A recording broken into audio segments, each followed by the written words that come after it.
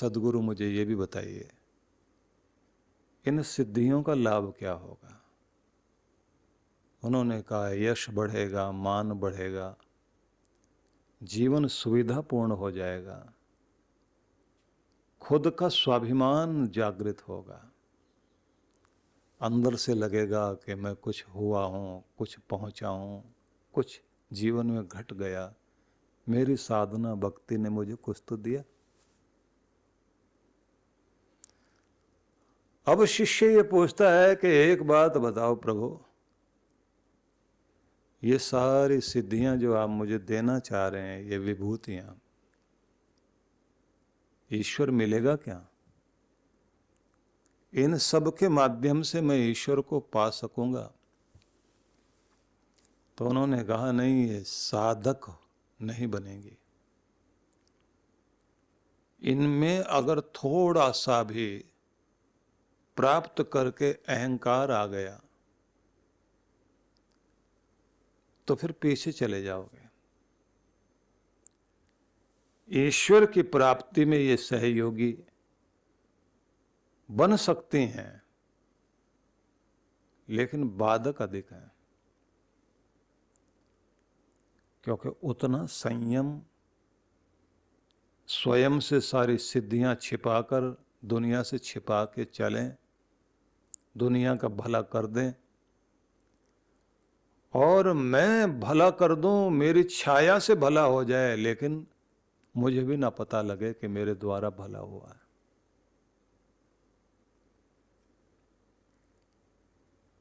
तो विवेकानंद ने हाथ जोड़ दिए और कहा, सद्गुरु मुझे ईश्वर चाहिए, सिद्धियां नहीं चाहिए। मैं ईश्वर को पाना चाहता हूं, सिद्धियां नहीं पाना चाहता। लोग तो गुरु के प्रति श्रद्धा, भावना, विश्वास भी नहीं रख पाते और गुरु से उनकी विभूतियां और ऐश्वर्य मांगने लग जाते हैं। बस काम बन जाए, मुसीबत टल जाए, मकान बन जाए, बेटे की शादी हो जाए, अब बेटी की भी हो जाए, अब ये भी काम हो जाए, दुश्मन का भी ये कुछ हो जाए और हमारा मुकदमा जीत जाए। कोई चुनाव जीत जाना चाहता है। वो जो लगन होती है कि गुरु उपेक्षा कर रहे हैं और शिष्य की तरफ देखते तक नहीं कि क्या गलती कर ली, दीक्षा ले ली तो, और गुरु देखता भी नहीं है।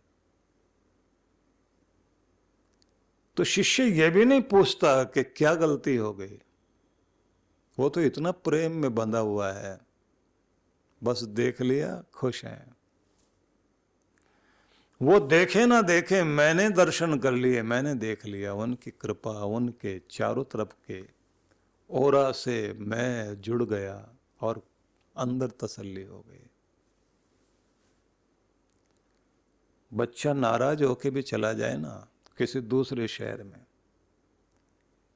माता पिता को बस इतना चाहिए कि बस उसका ये पता लगता रहे कि ठीक तो है। फिर साथ में कहते हैं कि तू बात ना करना, एक फोटो भेज देना अपना, हफ्ते में एक बार, महीने में एक बार, देख लें तो ये समझ में आ जाए कि तू ठीक तो है ना। ये प्यार है। वो प्यार अपने लिए नहीं है, उसके लिए है कि हमें तसल्ली हो वो ठीक है। और दुआएं मांग रहे हैं तो अपने लिए नहीं, प्रार्थनाएं कर रहे हैं तो अपने लिए नहीं, मेरा बच्चा ठीक रहे। शिष्य का भी भाव जब अपने गुरु के प्रति बस यही, गुरु की कोशिश हो कि हम शिष्य के मन को ठीक रखें, शिष्य की कोशिश हो मेरे गुरु का तन ठीक रहे। इस देह में जितना ज्यादा देर तक रहेंगे, इस दुनिया का कल्याण होगा। गुरु की कोशिश हो कि इसका मन स्थिर हो, भगवान के चरणों में लगे, शुभ की ओर लगे।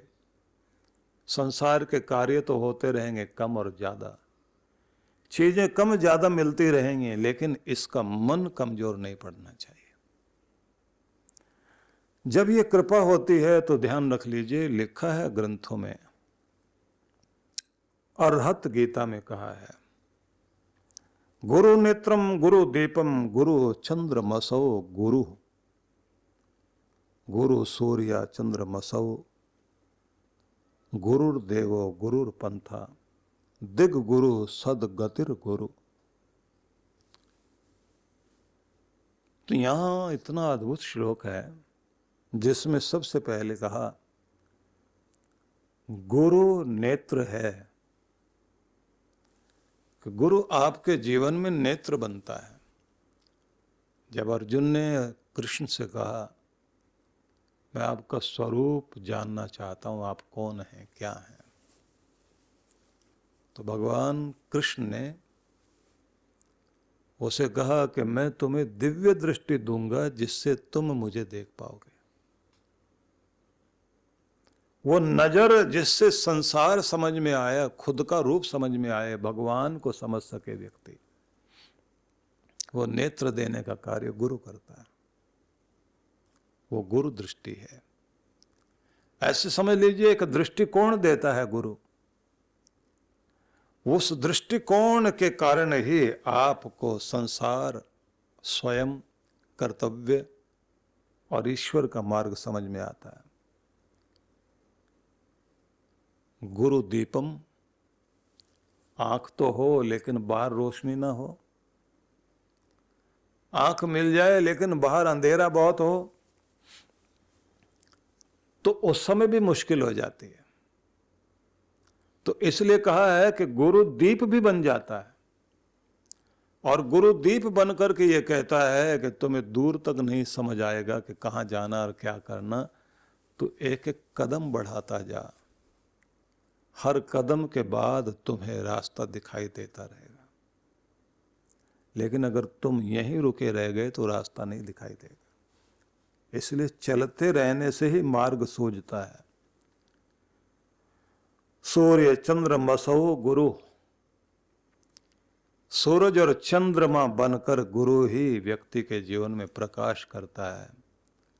मतलब अंधेरा बहुत हो जीवन में तो चांद बनकर जो आए, और जब सूरज बनकर के आपको जगाए और कार्यों में लगा दे, गुरु ही है। गुरु देवो गुरु पंथा, गुरु दीप भी है, सूर्य चंद्र भी है, और गुरु ही देवता भी है।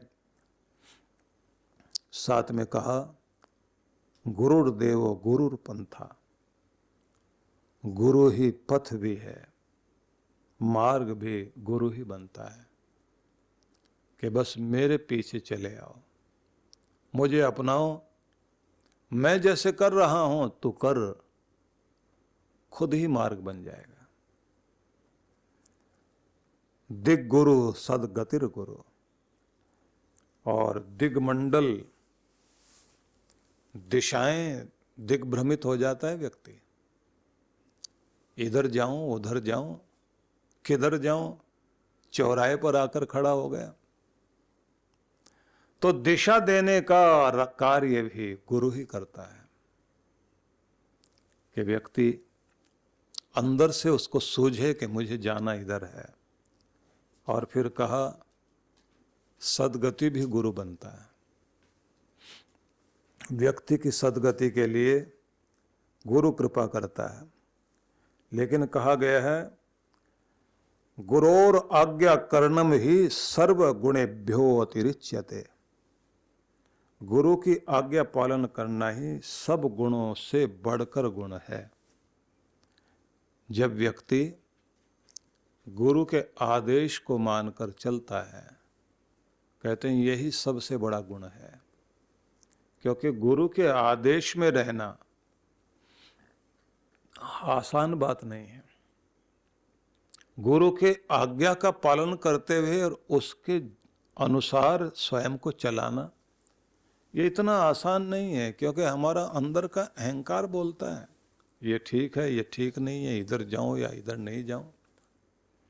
स्वयं को सौंपने को तैयार नहीं होता व्यक्ति, अपने बुद्धि के रथ को गुरु के हाथों में देने को तैयार नहीं होता। कृष्ण भगवान केवल रथ हाँक रहे थे ऐसा नहीं है, अर्जुन ने कहा कि मेरा रथ नहीं, जीवन रथ को हाँकने वाले आप बने।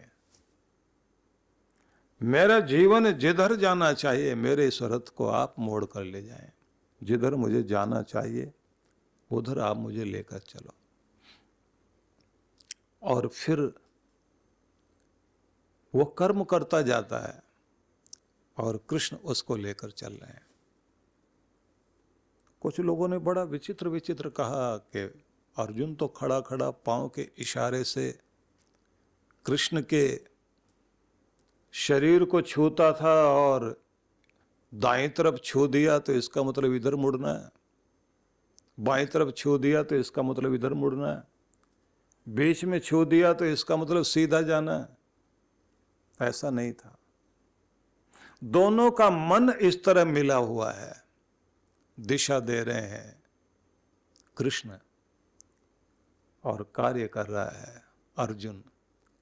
कितनी बार ऐसा हुआ कि उसको गुस्से में क्रोध में आकर वो कुछ अलग तरफ से हमला करना चाहता है, कृष्ण उधर की तरफ नहीं ले जाते, दूसरी तरफ ले जाते।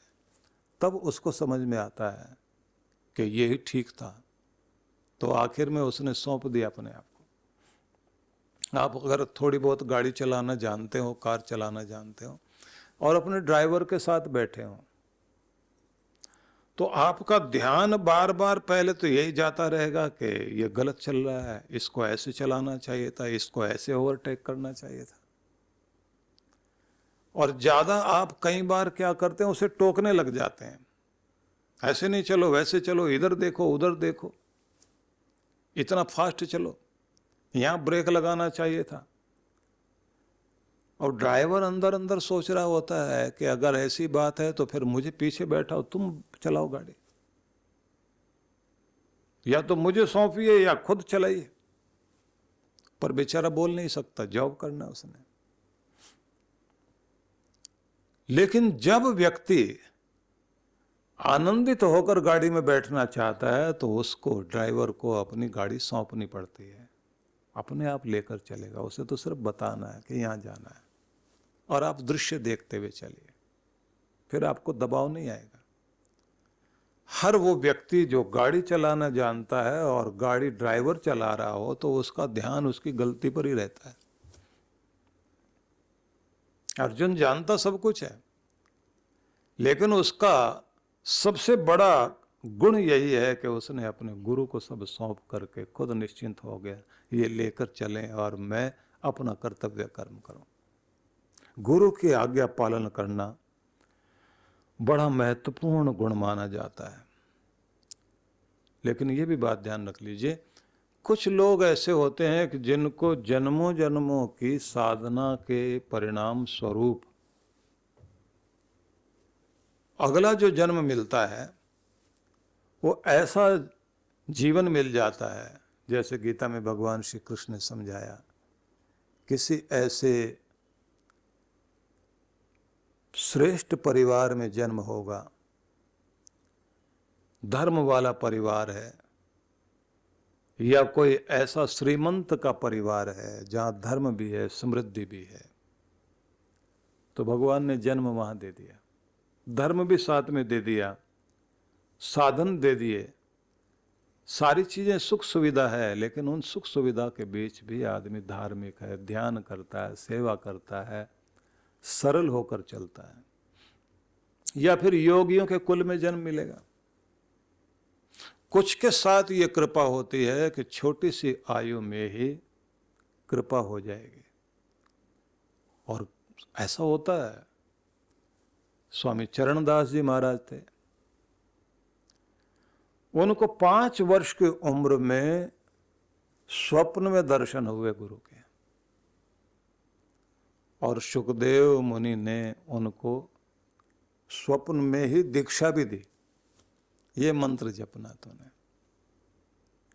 ऐसे करना, और लगन लग गई। चलते चलते इतने बड़े महान पुरुष बने, और गुरु से ज्यादा उनकी शिष्याएं प्रसिद्ध हो गई। सहजो बाई, दयाबाई। सहजो गाती थी, रंक दुखी राजा दुखी, दुखी सकल संसार, साध सुखी सहजो कहे, पायो भेद अपार।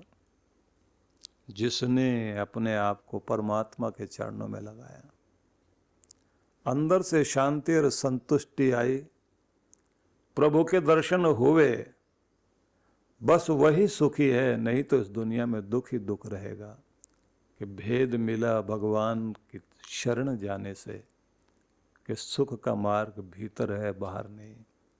नहीं तो सबको देख लिया, छोटा साधारण सा आदमी गरीब भी दुखी बैठा, और जब राजा की तरफ देखें कि राजा के पास तो सब कुछ है, धन दौलत सुख सुविधा, वो तो ज्यादा सुखी होगा, बोले वो और भी दुखी।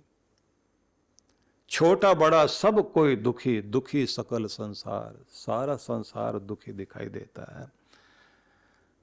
लेकिन जिसने पाया परमात्मा का दर्शन, अंदर से शांति और सुख आ गया। तो इसलिए कहते हैं जीवन में सद्गुरु का मिलना सबसे बड़ी कृपा होती है। अपने आप को ट्यून कर ले व्यक्ति, स्वयं को शांत करे, भगवान से प्रार्थना करे, जीवन में सद्गुरु का प्राकट्य हो तो सद्गुरु मिलते हैं। लहणा ने सेवा की और नानक मिले, और फिर उसको कहा कि तू तो मेरा अंग है, और एक दिन नाम ही दे दिया, अंगद देव, और गुरु का रूप धारण कर लिया। गुरु की कृपा हो तो कैसे साधारण व्यक्ति भी असाधारण बन जाता है। रज्जब तो शादी करने के लिए जा रहा था, दादू दयाल की आवाज पड़ी, रज्जब तय गज्जब कियो, सिर पे बांधा मोड़, आया था हरि भजन को और की नरक में थोड़। आवाज सुनी और जो उसके अंदर ज्ञान भक्ति चली आ रही थी, जो सो गई थी, फिर से जाग गई, और रज्जब फिर दादू का महान शिष्य बन गया। गुरु कृपा हो जाए। लेकिन फिर भी मैं आपसे वही बात कहूंगा जो मैं कल आपको कह रहा था। उज्जैनी के राजा थे ना, भर्तृहरि, साधु बन गए, योगी बन गए, ध्यान करने लगे, गुफा में बैठे। बाद में उन्होंने संदेश लिखे अपने। उन संदेशों में ये भी तो कहा कि जब तक बुढ़ापा दूर है, इंद्रियां ठीक से काम कर रही हैं, मौत दूर है, जिंदगी अभी भरपूर है, जब तुम्हारे पास अवसर है, सामर्थ्य भी है, बस यही एक मौका है कि तुम चूकना नहीं। भगवान में अपने मन को लगा दो, नहीं तो इस दुनिया में भटकते हुए अशांत होकर के ही जाओगे। आखिर में कहोगे कि अब मैं नाम जप कर लूं, इस समय साधना कर लूं, आखिर में कुछ नहीं होने वाला। सद्गुरु श्री सुधांशु जी महाराज द्वारा मानव सेवा को समर्पित संस्था विश्व जागृति मिशन वर्ष 1991 से धर्म, समाज एवं मानवता की सेवा में संलग्न है। यह संस्था 90 मंडलों, सेवा केंद्रों के माध्यम से न केवल भारत अपितु देश के बाहर अनेक देशों में सेवा के कार्य कर रही है। संस्था की स्थापना से लेकर अब तक विगत 30 वर्षों में जहां लोगों को सन्मार्ग पर प्रेरित करने के उद्देश्य से गुरुवर ने 7000 से अधिक प्रवचन दिए हैं, वहीं देश के राज्य की राजधानियों व प्रमुख नगरों में लगभग 40 आश्रम, 25 मंदिर, सत्संग भवन व ध्यान साधना केंद्रों का निर्माण हुआ है। दिल्ली में करुणा सिंधु धर्मार्थ अस्पताल एवं फरीदाबाद के आरोग्य धाम अस्पताल में लाखों जरूरतमंद रोगियों का उपचार व ऑपरेशन किया गया है। अनाथ गरीब बच्चों के लिए सूरत में अनाथाश्रम, दिल्ली एवं कानपुर में गुरुकुल, फरीदाबाद में ज्ञानदीप विद्यालय, मुरादाबाद में सृजन प्राइमरी स्कूल, झारखंड के रुक्का खूंटी गांव में आदिवासी बच्चों के लिए 2 पब्लिक स्कूल समेत दिल्ली में उपदेशक महाविद्यालय भी बनाया गया है। इन शैक्षणिक संस्थाओं में लगभग 2500 बच्चों को शिक्षित व संस्कारित किया जाता है। दिल्ली के आनंदधाम आश्रम में जहां वृद्धाश्रम एवं वानप्रस्थ संचालित हैं, वहीं आश्रम की कामधेनु गौशाला में 125 गौओं की सेवा की जाती है। कामधेनु गौशाला की तरह ही देश के प्रमुख नगरों में 7 अन्य गौशालाएं भी संचालित हैं। साथ ही पूजा पाठ, यज्ञ अनुष्ठान से लोगों में धार्मिक भावना जागृत की जाती है। ओम अग्नये सप्तजिह्वाय स्वाहा, ओम अग्नये हव्यवाहनाय स्वाहा, ओम अग्नये शोधनजाताय स्वाहा। गरीब जरूरतमंद महिलाओं को सक्षम बनाने के लिए जहां कई तरह के प्रशिक्षण दिए जाते हैं, वहीं गरीब कन्याओं के विवाह में सहयोग भी किया जाता है।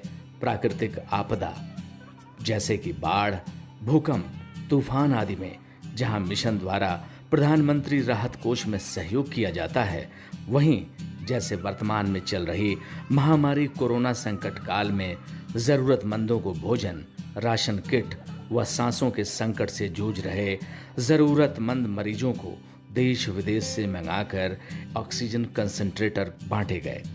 मानव सेवा को ईश्वर भक्ति मानते हुए सेवा परमो धर्म के भाव से विश्व जागृति मिशन के सेवा कार्य निरंतर जारी हैं। आइए मिशन के सेवा पथ पर बढ़ते कदमों में कदम से कदम मिलाकर चलें और मानवता की सेवा में दान सहयोग कर पुण्य के भागीदार बनें।